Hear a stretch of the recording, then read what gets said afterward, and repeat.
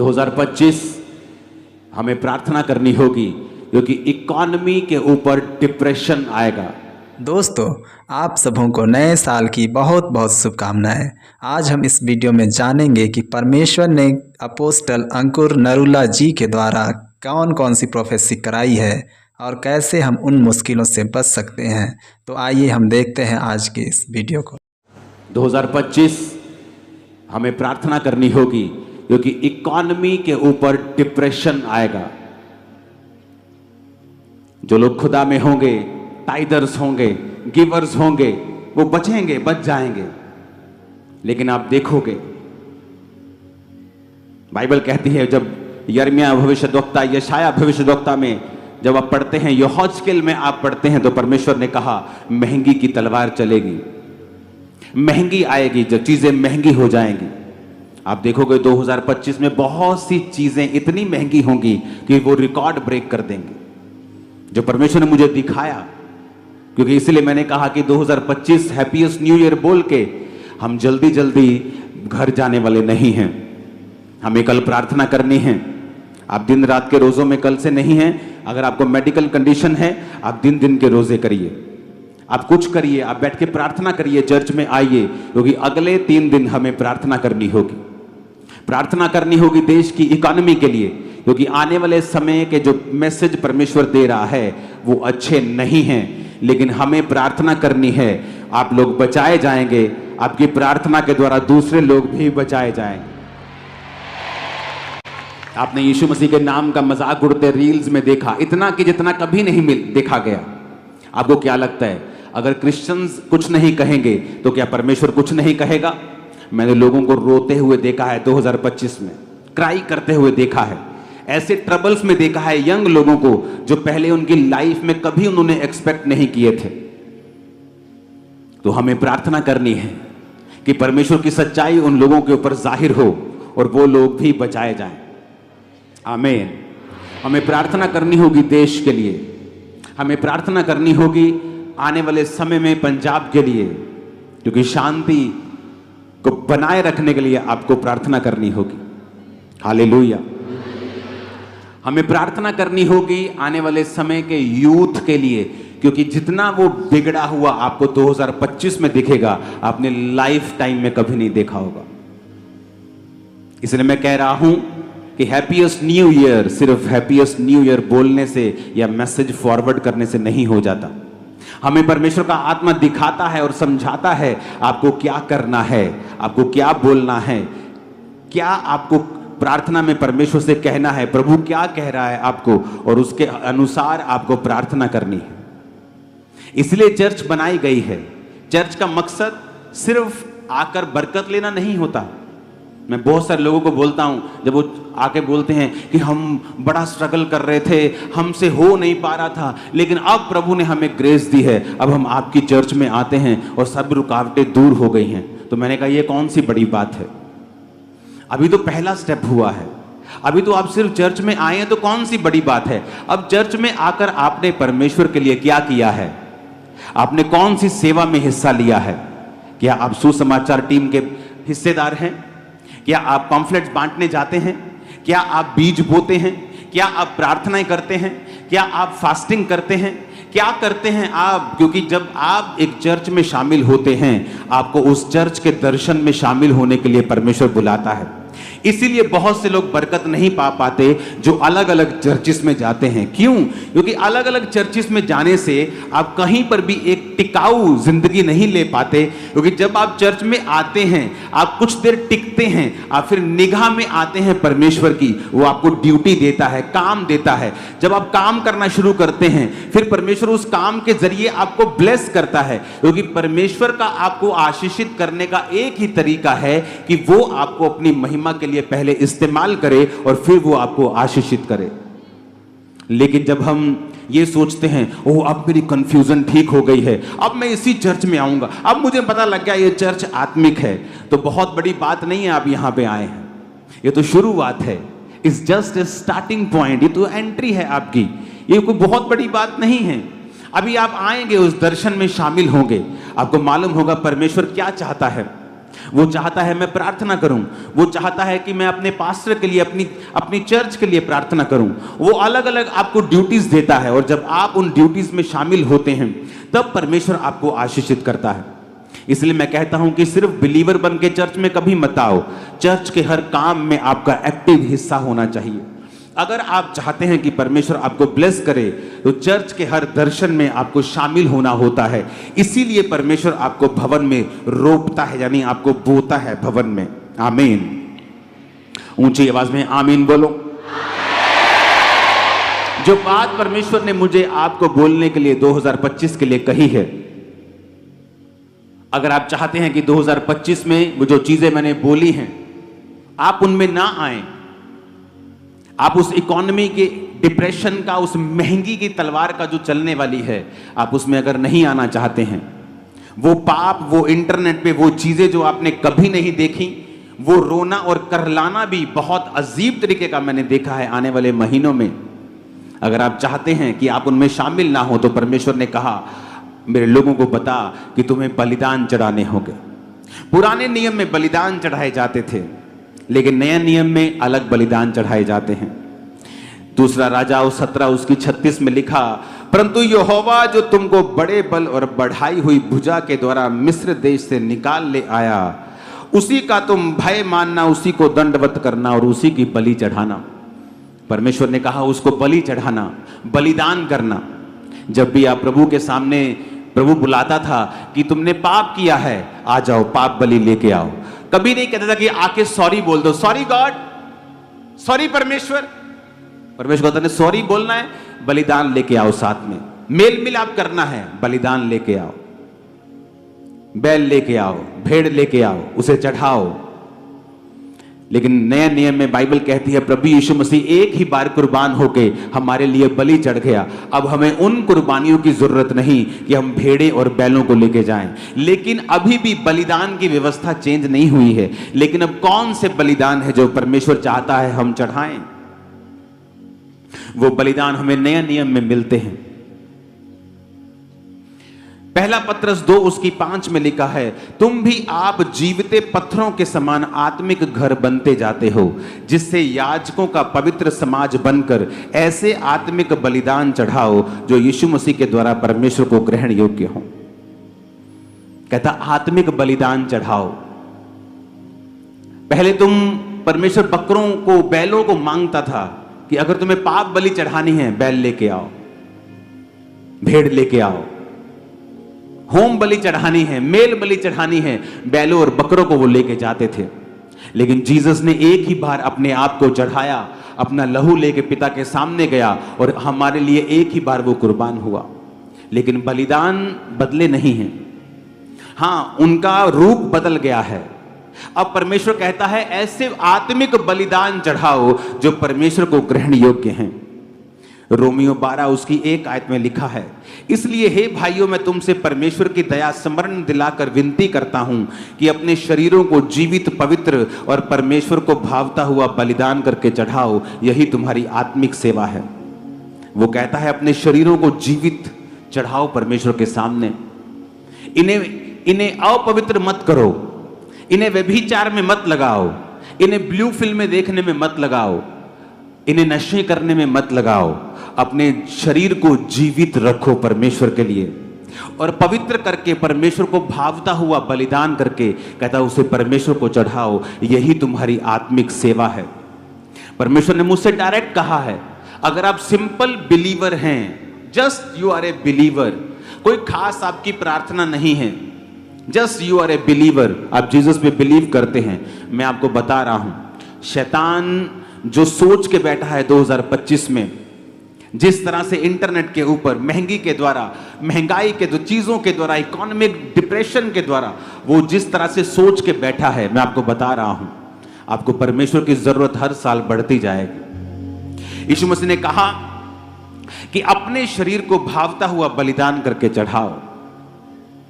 भजन संहिता 4 उसकी 5 में लिखा है, धर्म के बलिदान चढ़ाओ और यहोवा के ऊपर भरोसा रखो। आत्मिक बलिदान चढ़ाओ और यीशु मसीह के द्वारा जो परमेश्वर को ग्रहण योग्य हो। अगर आप सिंपल विश्वासी हैं और तो मैं आपको एक सलाह देना चाहता हूं, आपका भाई होने के नाते, आपका आत्मिक अगुआ, आपका स्पिरिचुअल फादर होने के नाते मैं आपको एक सलाह देना चाहता हूं कि 2025 को अगर हैप्पीएस्ट करना है तो आप बलिदानों को चढ़ाना शुरू कर दें। वो बलिदान मेरे शरीर का है। एक नशा करने वाला व्यक्ति नहीं कह सकता कि मेरा शरीर को मैं मन भावता हुआ बलिदान करके यहोवा को चढ़ा रहा हूं। एक व्यभिचारी व्यक्ति नहीं कह सकता कि मैं अपने शरीर को बलिदान करके परमेश्वर को चढ़ा रहा हूं। परमेश्वर ने कहा तुम्हें आत्मिक बलिदान और धर्म के बलिदान चढ़ाने होंगे। वो बैल और बकरों की बलियां नहीं होंगी, परंतु वो तुम्हारी जिंदगी होगी, तुम्हारे समय का बलिदान होगा, तुम्हारी इच्छाओं का बलिदान होगा। कि अगर परमेश्वर ने कहा है मुझे पवित्रताई में रहना है, मसीह में आने से पहले, बहुत पहले, मैं एक लड़की को पसंद करता था। अपने स्कूल टाइम में, और मैं हमेशा परमेश्वर को बोलता था कि परमेश्वर मेरी उसके साथ मैरिज क्यों नहीं करवाता तू। और कोई प्रॉब्लम नहीं थी, सब कुछ सही था। लेकिन जब मैं मसीह में आया मुझे मालूम हुआ कि मेरी लाइफ में परमेश्वर नहीं चाहता था कि मैं संसारिक लव में पढ़ूं। अगर मैं वो पढ़ता मुझे इतनी अच्छी वाइफ कभी नहीं मिलती।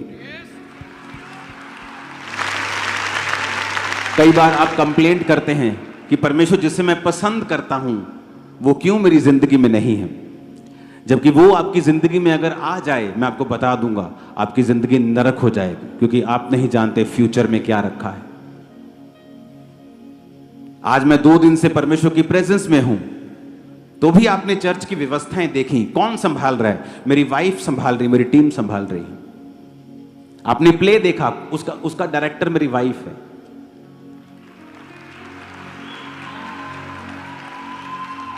तो अगर मेरी उस लड़की से शादी हो गई होती तो आज मैं यहां ना होता। कई बार हम परमेश्वर को बलिदान नहीं चढ़ा पाते कि परमेश्वर आपको पसंद है एक व्यक्ति, आप उसके पीछे लगे रहते हैं, लेकिन परमेश्वर कहता है तुझे अपने शरीर को मन भावता हुआ बलिदान चढ़ाना है। यूथ में ये प्रॉब्लम है, क्योंकि जब आप अपनी इच्छा और अपनी पसंद से चलने लगते हैं, कई बार आप भूल जाते हैं कि परमेश्वर ने आपके लिए एक बेस्ट रखा हुआ है। वो ऐसा बेस्ट है, अगर आपने उसे मिस कर दिया आपकी लाइफ कभी भी सेम नहीं हो सकती। चाहे आप 40 नहीं 404 लाख रोजे रख के परमेश्वर के सामने चले जाएं, वो चीजें बदलेंगी नहीं। इमोशनली कई बार आपको डिस्टर्बेंस फील होती है कि क्यों मेरे साथ ही, क्यों मेरा सब कुछ परफेक्ट है, मैं एवरीथिंग मेरी लाइफ में बेस्ट है, लेकिन परमेश्वर चाहता नहीं। कई बार आपके परिवार से आपको प्यार नहीं मिलता, आपके दोस्तों से आपको प्यार नहीं मिलता, क्योंकि परमेश्वर की उसमें इच्छा होती है। वो आपको अलग करना चाहता है और आपको अपने तरीके से चलाना चाहता है, आपकी तैयारी को अपने हिसाब से करना चाहता है। इसलिए मैं कहता हूं 2025 में अगर आपको परमेश्वर में चलना है, अगर आपको परमेश्वर के उन चीजों को लेना है, और मैं आपको अगर अंधेरा ज्यादा है तो रोशनी भी ज्यादा चमकती है। ये रोशनी अगर सुबह चलाएंगे तो चमकेगी नहीं, आपको लगेगा ठीक है, लेकिन रात को पूरी चर्च जगमग है। क्यों? ऐसा क्यों? रात को चर्च जगमग क्यों है? क्योंकि अब बाहर अंधेरा है, इसलिए रोशनी चमक रही है। अंधेरा बहुत होगा 2025 में, लेकिन आप चमकेंगे इन जीसस नेम। आप नई नई चीजों को लेंगे 2025 में इन जीसस नेम। हालेलुया। रोना धोना बंद कर दें, इमोशनल डिस्टर्बेंस अपनी लाइफ से निकाल दें, जीसस की ओर देखें, क्योंकि वो फ्यूचर जो परमेश्वर ने आपके लिए रखा है वो मार्वलस है। अगर आप प्रभु की ओर देखते जाएंगे और सब कुछ प्रभु की ओर से होगा, कुछ साल बाद अपनी लाइफ को देखेंगे, बोलेंगे वाओ थैंक यू लॉर्ड, तूने कितना बड़ा काम किया है, छक्के छुड़ा दिए हैं शैतान के। Hallelujah, hallelujah. तो मेरी बात को बड़े ध्यान से समझना है। अगर आपकी लाइफ ऐसी है कि आप गिवर नहीं हैं, आप प्रार्थना करते रहते हैं, प्रार्थना प्रार्थना, लेकिन टाइथ नहीं बोते। आप प्रार्थना करते रहते, बीजों को नहीं बोते। आप फास्टिंग नहीं करते, आपके अंदर परमेश्वर के लिए कुछ छोड़ने की इच्छा नहीं है। आप अपनी रिलेशनशिप्स को नहीं छोड़ पाते हैं, आप ऐसी चीजें नहीं छोड़ पाते जो परमेश्वर की ओर से नहीं हैं। तो मैं आपको बता रहा हूं, शैतान आपको बहुत तंग करेगा 2025 में। क्योंकि अगर आपको मैं पहले नहीं बताऊंगा और बाद में ऐसा होगा तो आप कहेंगे कि परमेश्वर, सारी दुनिया के साथ जो हो रहा है मेरे साथ भी हो रहा है, तो क्या फर्क है मुझ में और सारी दुनिया में। लेकिन इसीलिए मैं कह रहा हूं कि कोई मूर्ख ही होगा जो 2000 इस मीटिंग 24 नाइट की मीटिंग को मिस करेगा, क्योंकि आप उस ग्रेस को आज लेके जाएंगे, आप प्रभु में चल पाएंगे, उसमें आगे बढ़ पाएंगे। आप देखेंगे परमेश्वर के कामों को अपनी जिंदगी में किस तरह से प्रभु का आत्मा कर रहा है। Hallelujah, hallelujah. ये चर्च, आप लोग, मैं, हम किसी के विरोधी नहीं, किसी धर्म के नहीं, किसी जात के नहीं, क्योंकि परमेश्वर का राज्य यहां का नहीं है। लोग मुझे फॉरेन में पूछते थे, क्या आप खालिस्तान को समर्थन करते हैं, क्या आप ऐसे हैं? मैंने कहा मैं किसी के खिलाफ नहीं हूं, क्योंकि मेरा राज्य, यीशु का राज्य यहां का नहीं, वहां का है। हम उधर लेके जा रहे लोगों को अनंत जीवन की ओर, यहां नहीं। आमीन। ये परमेश्वर है हमारे बीच में। और मैं आपको बता रहा हूं 2025 में आपका जीवन बलिदान देने वाला होना चाहिए। जीसस को आपकी जान का बलिदान नहीं चाहिए, आप जीवित रहेंगे, सारी उम्र भोग के जाएंगे। जीसस ने अपना बलिदान दे दिया है, आपको बलिदान की उसको जरूरत नहीं, लेकिन कहता आत्मिक बलिदान चढ़ाओ, आत्मिक बलिदान चढ़ाओ अपनी इच्छाओं का। कि मेरा फेवरेट प्रोग्राम चल रहा है, लेकिन पवित्र आत्मा मुझे प्रार्थना करने के लिए बोल रहा है। मैं पूरी दुनिया घूम सकता हूं, लेकिन आप इमेजिन भी नहीं कर सकते, अगस्त से मैं अपने घर से निकला नहीं हूं। दिसंबर आ गया, दिसंबर छोड़ो, अब तो जनवरी शुरू हो गया। आपके बीच में रहा हूं मैं 6 महीने, एक दिन भी मैं कपड़ा लेने के लिए भी अपने घर से नहीं निकला। क्योंकि अगर जिम्मेवारी आपकी बड़ी होती है, आपको सिस्टम बनाना पड़ता है, मुश्किल होता है, लेकिन आदत पड़ जाती है। और जब रिजल्ट आता है, आप बोलते हैं कुछ भी नहीं, खुदा ने जो किया है बहुत बड़ा है, इट्स नथिंग। लोग सारी उम्र मेहनत करते हैं, उनको कुछ नहीं मिलता, लेकिन खुदा में की गई मेहनत कभी व्यर्थ नहीं जाती। हालेलुया। आपको 2025 में अगर खुश रहना है तो आपकी लाइफ बलिदानों वाली होनी चाहिए। क्यों यहूदी बच्चे पूरी दुनिया के बिजनेसमैन बन जाते हैं, पूरी दुनिया के बड़े बड़े बिजनेस के मालिक हैं। छोटे होते जब सिखाया जाता है, बेटा चर्च जा रहे हो, टेक 1 शकेल, ले बेटा 1 रुपया, 10 रुपए। प्रभु के घर में खाली हाथ नहीं, छोटे बच्चे को सिखाते। ओ यू गॉट 10 शकेल, ओके गिव 1 शकेल टू गॉड, गिव टाइट्स। बचपन से सिखाया जाता है। जब वो बच्चे होते हैं उनको मांगना आता ही नहीं, क्योंकि बचपन से वो दे रहे होते हैं। जब वो दे रहे होते हैं, खुदा सप्लाई कर रहा होता है पीछे से।